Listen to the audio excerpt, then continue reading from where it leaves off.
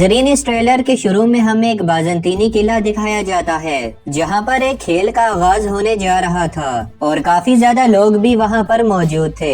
इसी दौरान हमें एक वाइकिंग लड़ाई के लिए सामने आता हुआ नजर आता है और उसके साथ एक शख्स भी होता है जो कि आवाज लगाकर कहता है मुकद्दस रोम के लिए, शहंशाह एंड्रियो न्यूक्लियस के लिए इस खेल का आगाज हो रहा है। जंग होगी, सभी लोग आजादी के लिए लड़ो। और नाजरीन, फिर इसी के साथ हम देखते हैं कि वो शख्स अपने सामने आने वाले तमाम लोगों से लड़ना शुरू हो जाता है और उन्हें मारने पीटने लग जाता है। फिर कुछ कई सिपाही भी हमें वहाँ पर कैदी नजर आते हैं। इसी दौरान यहाँ पर सीन चेंज होता है और उस्मान साहब अपने सिपाहियों के हमरा यहाँ पर अपनी एंट्री मारते हैं। फिर एक बार फिर से वहाँ पर बाज़ंतीनी सिपाहियों के साथ साथ उस्मान साहब और उनके सिपाहियों के दरमियान हमें लड़ाई मिलती है।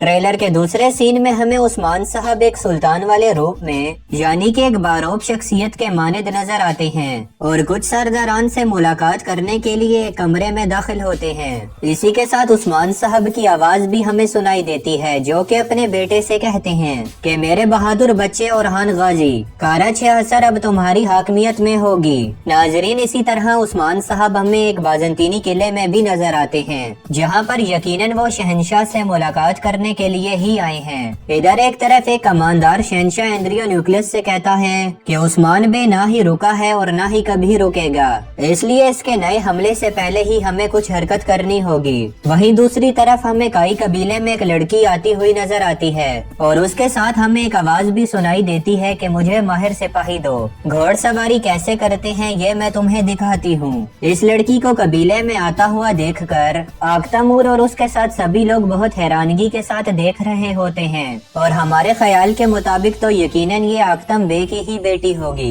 अगले सीन में हम एक जगह पर आख्तमूर को खड़ा हुआ देखते हैं जो कि दूर खड़ा उसी खातून को देख रहा होता है। फिर अचानक से यहाँ पर सीन चेंज होता है और हमें फिर से किले का मंजर देखने को मिलता है जहाँ पर उस्मान साहब और उनके साथी मिलकर अपने सामने आने वाले सिपाहियों को जहन्नुम वासिल कर रहे होते हैं। साथ ही साथ उस्मान साहब की आवाज आती है कि दुश्मन मुख्तलिफ हैं, असला भी मुख्तलिफ है। वहीं इसी दौरान हमें कुछ और नए दुश्मन भी देखने को मिलते हैं जो कि वाइकिंग्स ही हैं और ये लोग समंदर के किनारे अपनी रिहाइश रखे हुए हैं। इसके बाद आखिर में हमें उस्मान साहब की आवाज सुनाई देती है जो कि अहद करते हैं और कहते हैं दुश्मन चाहे जो कोई भी हो मैं इन्हें तबाह बर्बाद कर दूंगा।